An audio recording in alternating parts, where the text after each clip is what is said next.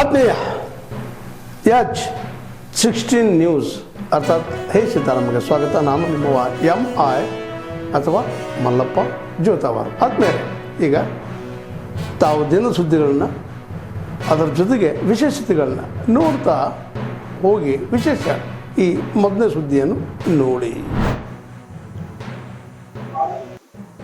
ಎಲ್ಲರಿಗೂ ನಮಸ್ಕಾರ. ಕಳೆದ 2-3 ದಿನಗಳಿಂದ ನಮ್ಮ ಏನು ಕಸದ ಡಂಪಿಂಗ್ ಯಾರ್ಡ್ ಇದೆ ಅಲ್ಲಿ ಬೆಂಕಿ ಹತ್ತಿ ಸಾಕಷ್ಟು ಹೊಗೆ ಎಲ್ಲ ನಿರ್ಮಾಣ ಆಗಿ ತೊಂದರೆ ಆಗ್ತಾ ಇದೆ.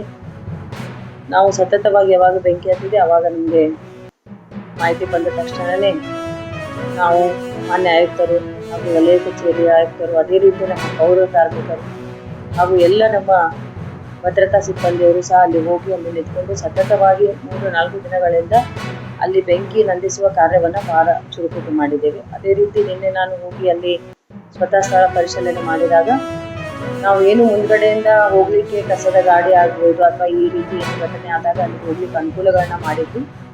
ಆ ರೀತಿಯಾದ ಅನುಕೂಲಗಳಲ್ಲಿ ಹೋಗ್ಲಿಕ್ಕೆ ಆಗ್ತಾ ಇಲ್ಲ, ಯಾಕಂದ್ರೆ ಹೊಗೆ ಬಹಳ ಇತ್ತು. ಹಾಗಾಗಿ ನಾವು ಹಿಂದುಗಡೆಯಿಂದ ಹೋಗಿ ಅಲ್ಲಿ ಇರುವಂತಹ ಕಸದ ರಾಶಿಯನ್ನ ಅಲ್ಲಿ JCB ಇಂದ ಮತ್ತು ವಿಟಾಚಿ ಮೂಲಕ ಅದನ್ನೆಲ್ಲ ತೆರವುಗೊಳಿಸಿ ಇವಾಗ ಏನ್ ಮೇನ್ ಶೆಡ್ ಹಾಕಿದ್ದಾರೆ ಆ ಶೆಡ್ಡಿಗೆ ಬೆಂಕಿ ಹತ್ತಿದೆ, ಶೆಡ್ ಅಲ್ಲಿ ಇರುವಂತಹ ಕಸದ ರಾಶಿಗೆ. ಹಾಗಾಗಿ ಆ ಶೆಡ್ಡಿಗೆ ಹೋಗಿ ಅಲ್ಲಿ ಅದನ್ನ ನಂದಿಸುವಂತ ಕೆಲಸವನ್ನ ಮಾಡ್ತಾ ಇದ್ದಾರೆ. ಅದೇ ರೀತಿ ನಮ್ಮ ಅಗ್ನಿಶಾಮಕ ದಳದ ಸಿಬ್ಬಂದಿಯವರು ಸಹ ಸತತವಾಗಿ ಅಲ್ಲಿ ಒಂದು 4 ಅಗ್ನಿಶಾಮಕ ದಳದ ಗಾಡಿಯನ್ನ ಸಹ ನಾವು ತರಿಸಿದ್ದೇವೆ. ಅದೇ ರೀತಿ ನಿನ್ನೆ ನೋಡಿದಾಗ ಇನ್ನೂ ಹೆಚ್ಚಿಗೆ ಅಗ್ನಿಶಾಮಕ ದಳದ ಗಾಡಿ ಬೇಕಾಗಿತ್ತು. ಹಾಗಾಗಿ ಬೇಲೂರು ಕೈಗಾರಿಕಾ ಪ್ರದೇಶದಲ್ಲಿ ಇರುವಂತಹ ಒಂದು ಫೈರ್ ಎಸ್ಟಿಂಗ್ವಿಷರ್ ಗಾಡಿಗೂ ಸಹ ನಾನು ಹೇಳಿದ್ದೇನೆ. ಅದೇ ರೀತಿ ಬೆಳಗಾವಿಯಿಂದನೂ ಸಹ ನಾನು ರಿಕ್ವೆಸ್ಟ್ ಮಾಡಿದ್ದೇನೆ ಕಳಿಸ್ಕೊಡ್ಲಿಕ್ಕೆ. ಸೊ ಹಾಗಾಗಿ ಏನು ನಾವು ಒಂದು 4-5 ಅಥವಾ 5-6 ಗಾಡಿಗಳನ್ನ ಉಪಯೋಗ ಮಾಡಿ ಮತ್ತು ನಮ್ಮೆಲ್ಲ ಜೆಟ್ ವೆಹಿಕಲ್ಗಳು ಇದಾವೆ, ಅವು ಸಹ ಸತತವಾಗಿ 24 ತಾಸುಗಳಿಂದ ಸತತವಾಗಿ ನೀರನ್ನ ಒಂದು ಅಲ್ಲಿ ಸಿಂಪಡಿಸಿ ಆ ಬೆಂಕಿಯನ್ನು ನಂದಿಸುವ ಕಾರ್ಯ ಆಗ್ತಾ ಇದೆ. ಯಾಕಂದ್ರೆ ಇದು ಬಹಳ ವರ್ಷದಿಂದ ಇದ್ದಂತ ಕಸ.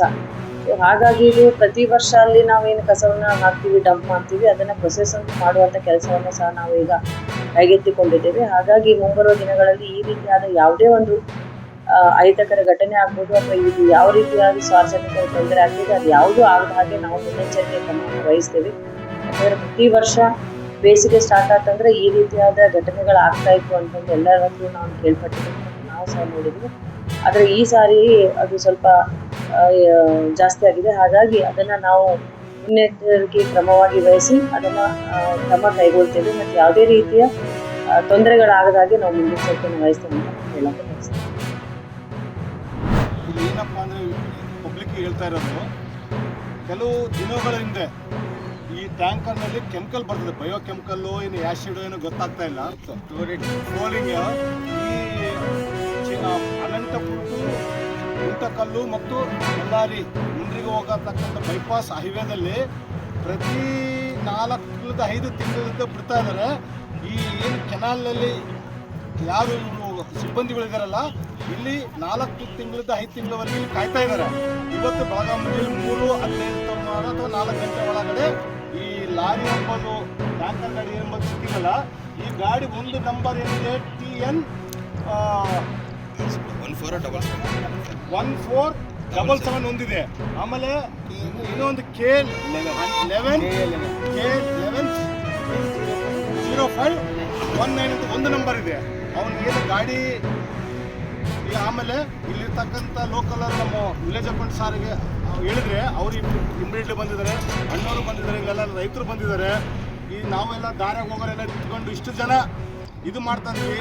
ಇಲ್ಲಿಗೆ ರೋಗಗಳು ಜಾಸ್ತಿ ಆಗಿದ್ದಾವೆ. ದಯವಿಟ್ಟು ಇದಕ್ಕೆ ಏನು ಸಂಬಂಧಪಟ್ಟದ ಅಧಿಕಾರಿಗಳು, ಕೆನಾಲ್ ಅಧಿಕಾರಿಗಳಾಗಲಿ, ನಮ್ಮ AC ಸಾಹೇಬರಾಗಲಿ, ತಹಸೀಲ್ದಾರ್ ಸಾಹೇಬರಾಗಲಿ, ನಮ್ಮ ಪೊಲೀಸವರಾಗಲಿ ಇದನ್ನು ಸ್ವಲ್ಪ ಪಬ್ಲಿಕ್ ಮಾಡಿ ಅವ್ರನ್ನ ಕ್ರಮ ತಗೋಬೇಕಂತೇಳಿ ನಾನು ಮನವಿ ಮಾಡ್ತಾ ಇದ್ದೀನಿ.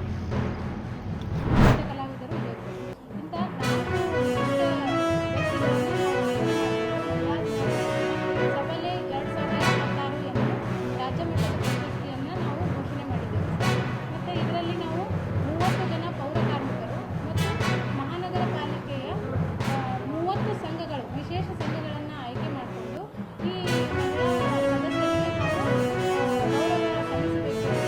ನಮ್ಮ ಸಂಸ್ಥೆಯಿಂದ ನಾವು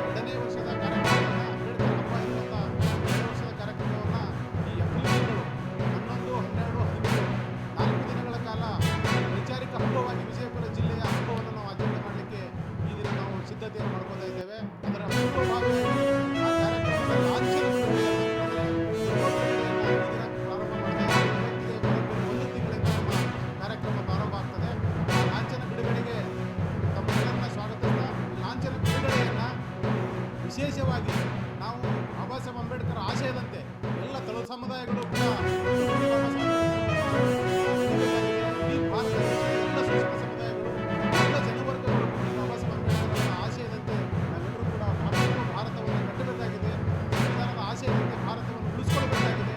ಆ ನಿಟ್ಟಿನಲ್ಲಿ ಬಾಬಾ ಸಾಹೇಬ್ ಅಂಬೇಡ್ಕರ್ ಜಯಂತಿಯ ನಿಮಿತ್ತವಾಗಿ ನಾವು 11ನೇ ತಾರೀಕಿಗೆ, ಅದರ 11ನೇ ತಾರೀಕು ವಿಶೇಷವಾದ ದಿನ, ಅದು ಮಹಾತ್ಮ ಜ್ಯೋತಿಬಾ ತಾವೆಲ್ಲ ಇಲ್ಲಿವರೆಗೆ ಸುದ್ದಿಗಳನ್ನು ನೋಡಿದಿರಿ, ಜೊತೆಗೆ ವಿಶೇಷ ಘಟನೆಗಳನ್ನು ಸಹ ನೋಡಿದಿರಿ.